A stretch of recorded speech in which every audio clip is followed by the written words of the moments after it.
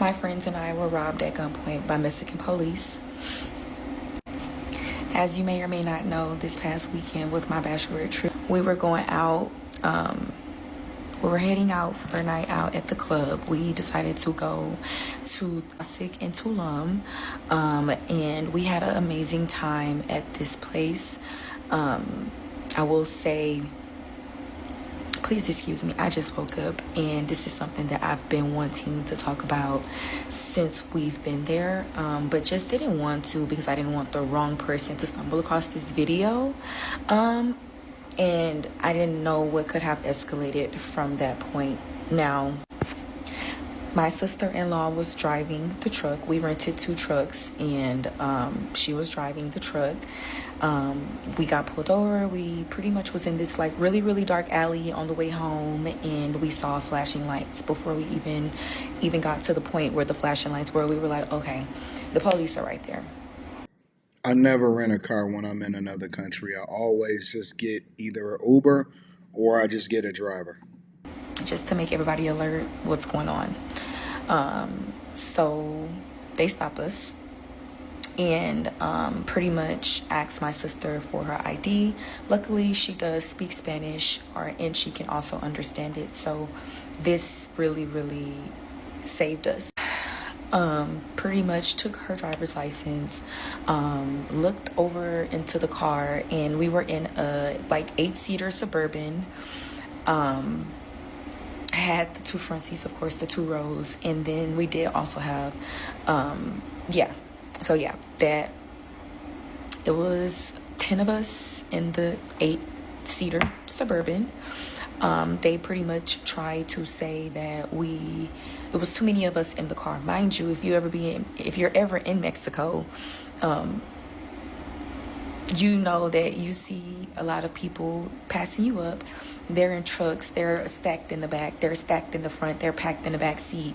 But we in this 8-seater nice Suburban, and yes, we are packed. Most people know this. Very few people understand it, that you don't go off of the resort or the reservation a lot of time. And I don't know why y'all keep going to Tulum and y'all keep getting y'all head cracked over and robbed by the police and stuff. Meanwhile, they sitting there complaining about the police inside of the United States of America that wear body cameras, neither here nor there. But you don't go off the reservation unless you actually have somebody that can take you where you need to go. It's almost like you got to get a hood pass when you in these other countries, especially over in Mexico. I don't know why y'all think y'all safe. Y'all renting cars. Y'all acting like y'all here inside of the United States of America. You think that you're being done an injustice. You don't have when you go into a different country, you have to basically assume the worst and protect yourself with everything that you got in you. As a matter of fact, a lot of times when I go to other countries, even when I go to places that's super safe, like Tokyo, at first I try to understand all of the laws, not like we doing anything that's out of control anyway. I understand all of the laws. I understand the culture. I research and I do extensive research, and I read and look at everything that I can look at about the culture. I look at where to go, and most of the times I go into places that are for tourists, has a robust public transportation system and or an easy way for you to access drivers and stuff. And then I get familiar with you know what I'm saying, with what's happening in that space, so that I'm not caught out there because you're so far away from home and their laws are not like what we got over here inside of the United States of America. But let's continue. So he begins to make up shit out his ass from this point.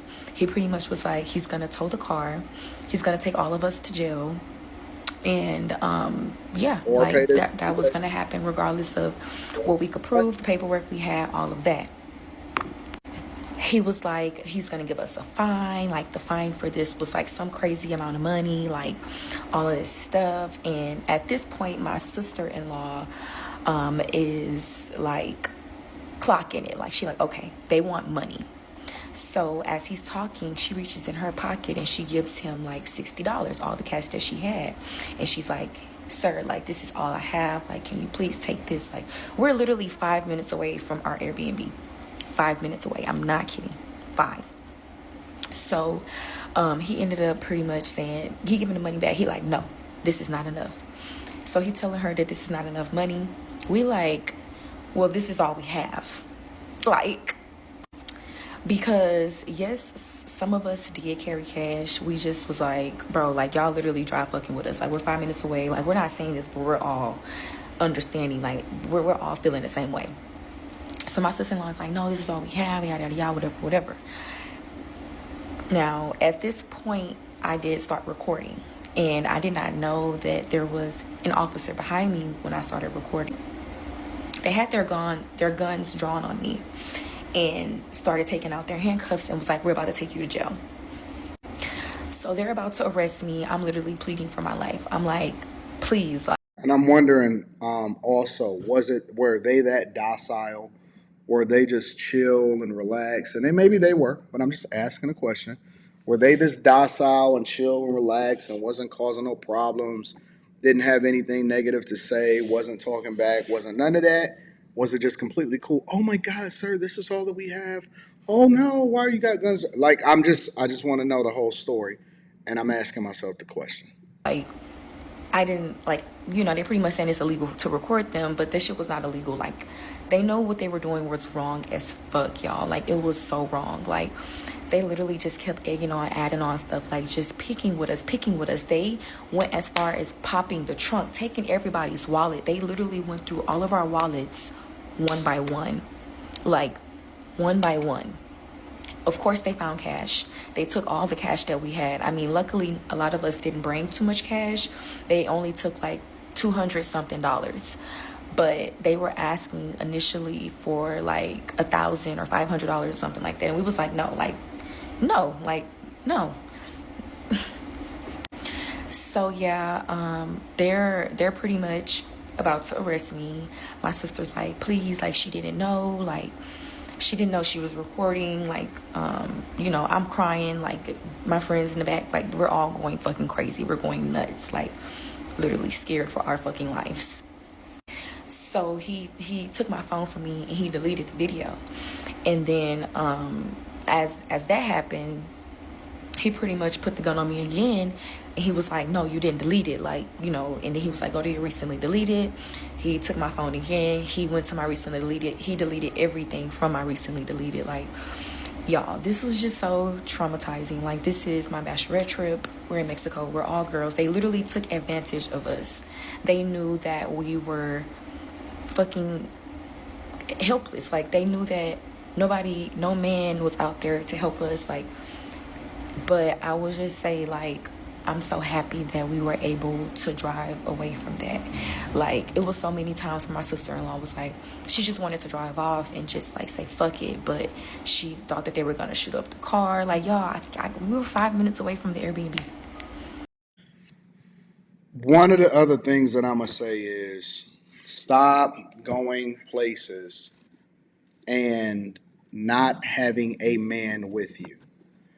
That's another thing that just baffles me because I don't even like when women most of the time travel, within the United States of America with just women or by themselves.